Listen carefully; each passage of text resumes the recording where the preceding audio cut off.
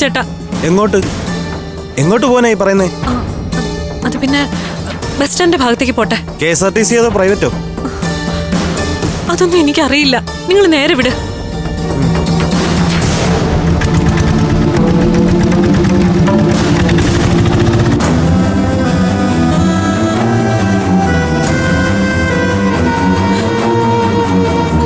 എന്താ വെച്ചേ? എന്തെങ്കിലും പ്രശ്നമുണ്ടോ? നമുക്ക് റെയിൽവേ സ്റ്റേഷൻ വരെ ഒന്ന് പോവാം. ആദ്യം പറഞ്ഞു ബസ് സ്റ്റാൻഡിൽ പോകണമെന്ന്, ഇപ്പൊ പറയുന്നു റെയിൽവേ സ്റ്റേഷൻ എന്ന്. എന്തെങ്കിലും ഒരു തീരുമാനം പറ വെച്ചേ. സത്യം പറഞ്ഞ ഇങ്ങോട്ട് പോണെന്ന് എനിക്കറിയില്ല. എന്റെ അനിയത്തിമാരെ തേടി ഇറങ്ങിയതാ ഞാൻ. അതിന് അവരെവിടെ പോയതാ? അറിയില്ല, ഒന്നും അറിയില്ല എനിക്ക്. വിഷമിക്കണ്ട, അനിയത്തിമാരെ നമുക്ക് കണ്ടുപിടിക്കാം. ചോദിക്കുന്നുണ്ടോന്ന് വിചാരിക്കല്ലേ. നിങ്ങളും അനിയത്തിമാരും തമ്മിൽ എന്തെങ്കിലും പ്രശ്നമുണ്ടോ? ഇല്ല, ഒരു പ്രശ്നവും ഇല്ല. അല്ല, എന്തെങ്കിലും വഴക്കോ മറ്റോ? ഒന്നുമില്ല. അനിയത്തിമാരെ കാണാനില്ലെങ്കിൽ നമുക്ക് പോലീസ് സ്റ്റേഷനിൽ ഒരു പരാതി കൊടുക്കുന്നതല്ലേ നല്ലത്. അവരന്വേഷിച്ച് കണ്ടെത്തും. അതൊന്നും ശരിയാവില്ല. ചേട്ടൻ ഒരു ഉപകാരം ചെയ്യോ? എന്താ? ചേട്ടന്റെ ഫോണും തരുമോ? എന്റെ ഫോൺ കയ്യിലില്ല. എന്റെ അനിയത്തിമാരെ ഒന്ന് വിളിച്ചു നോക്കാനാ.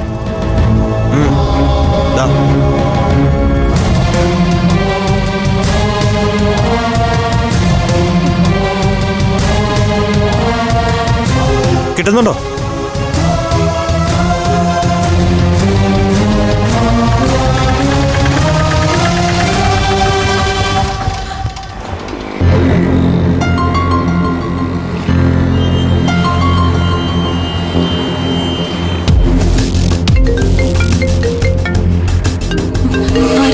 അമൃതേച്ചിയാണോ? അല്ല, ഏതോ അറിയാത്ത നമ്പർ. എന്താ വേണ്ടേ? അങ്ങോട്ടൊന്നും പറയണ്ട, എടുത്തു നോക്ക്. ഹലോ മോളെ അനക്കേ, ഇത് ചേച്ചിയാ. അയ്യോ അമൃതേച്ചി, കട്ടി കട്ടി. Hello hello. ആദ്യമേ പറഞ്ഞല്ലേ ഞാൻ ഫോൺ ഓഫ് ചെയ്ത് വെക്കാൻ. ഞാൻ മറന്നുപോയതാ. നിങ്ങളുടെയൊക്കെ ഫോൺ ഓഫ് അല്ലേ? അതെ. സ്വയം ന്യായീകരിക്കാനുള്ള വിളിയായത്. നമുക്കിനി ചേച്ചിയോട് ഒന്നും സംസാരിക്കാനില്ല. അതെ, ചോദ്യം പറച്ചിലൊക്കെ പണ്ടേ കഴിഞ്ഞു.